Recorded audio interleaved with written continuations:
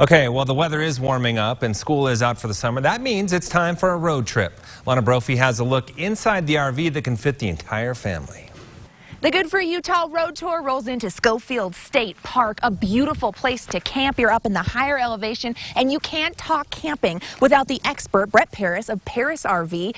Brett, your company leads the nation, really, when it comes to toy haulers, and this is the place you want to come with a gorgeous toy hauler just like this. Yeah, Schofield State Park is so awesome because it's only, an hour and a half roughly from Murray, where I came today.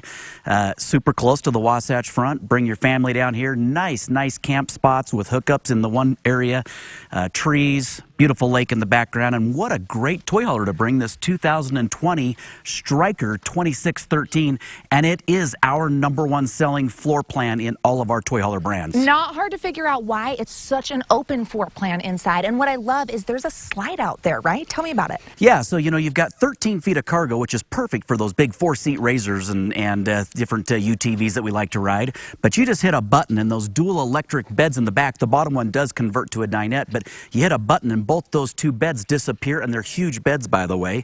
And then you can drive your toys up inside, and then you hit a button and your slide out comes in to get you going down the road. It's so easy, state of the art. It's like, oh, it's set up. And I saw you do it, and it was absolutely phenomenal. But this is, okay, let's talk. You could see me behind a truck hauling one of these, but when it comes down to it, the tires are really special with this particular machine. Yeah, this particular toy hauler has 16-inch wheels and tires, and most things this size are only 15s.